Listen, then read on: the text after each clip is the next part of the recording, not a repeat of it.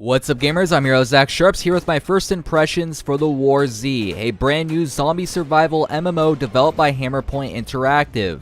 Keep in mind, since the WarZ is an alpha, some of my thoughts are subject to change. Whether that's in a good way or a bad way, that's for the developers to decide as the alphas and betas progress.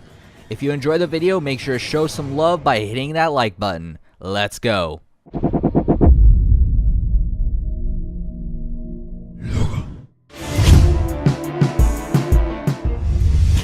Starting off on the main menu, you have a few options to explore, but the first thing I want to talk about is the marketplace because the main menu is getting a ton of attention as of late.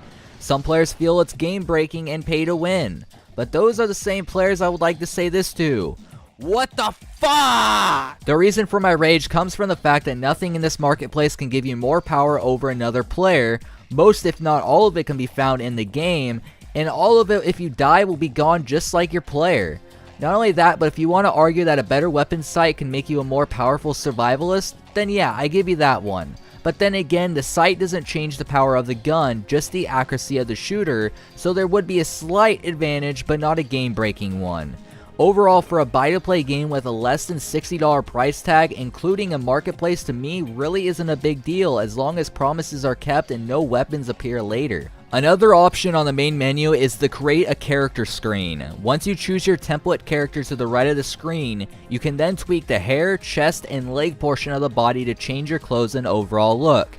This feature is so far very slim due to the fact that WarZ is still an alpha, but still is an improvement over, say, DayZ's character customization.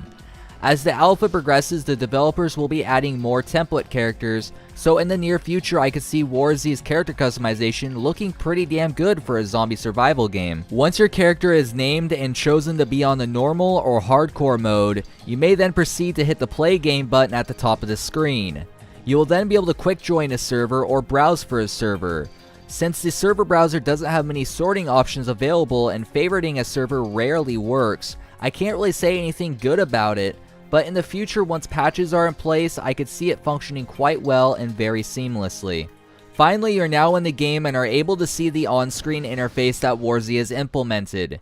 The on-screen interface has various things such as your health, thirst, and hunger at the bottom left-hand corner of the screen, and sight and hearing at the top right corner of the screen. When you press I, you are greeted then by an inventory that has quick slots to equip items for quick access. You have a primary slot for primary weapons such as shotguns, rifles, automatics, etc., a secondary for flashlights, pistols, and melee weapons.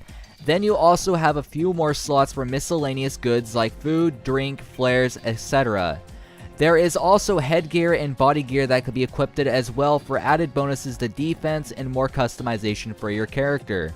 By exploring the interface even further, you could select your map in your missions panel. Your map being your guide to various settlements to explore, and your missions panel for future missions found while playing the game.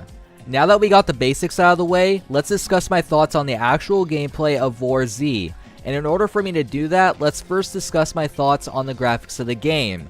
The graphics of WarZ take after the same visual appearance as War Inc. because the same engine is used. So the graphics are not that amazing, but are still visually appealing enough to get immersed in the world throughout your play, and some of the graphical glitches seen throughout the world sometimes will throw you out of that immersion, but with the active development team that Hammerpoint has been, I can see these minor issues getting fixed as the alpha progresses. Overall though, the graphics of WarZ are average for a 2012 game, but will only improve as the game gets further developed. With a decent art style, is the overall gameplay more than just decent?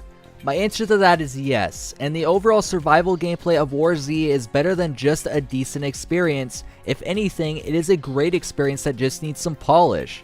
Everything for a survivalist is there. Enough items of variety to be found throughout the world that will affect you or the environment in different ways, plenty of guns to be found and collected, and more importantly, landmarks such as airfields and massive cities for you to scavenge and rule.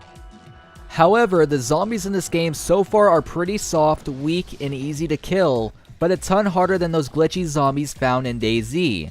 But that's only because it was a mod, and currently not a standalone title like WarZ. As the alpha progresses though, they will be implementing more balance to the zombies and hopefully more beefiness as well, unless the game will feel more like a team deathmatch game with added survival features rather than a zombie survival game with players throughout its world.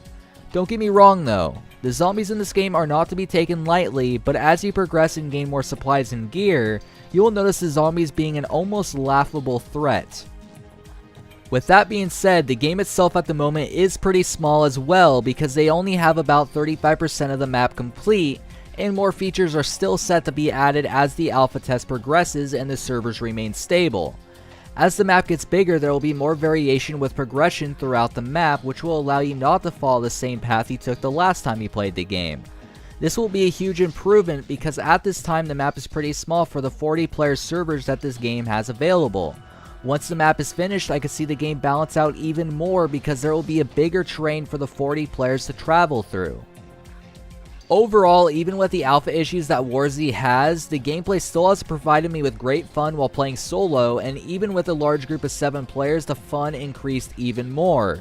The point I'm trying to make is expect WarZ when it's officially released to be a great experience that will allow you to survive for your life in the grim future of a zombie apocalypse. And if you play it now, expect a solid experience with a few alpha bugs that could leave your character glitched forever. For more information and package pricing, visit thewarz.com. And as always, I'm Zach Sharps, and I will catch you guys next time.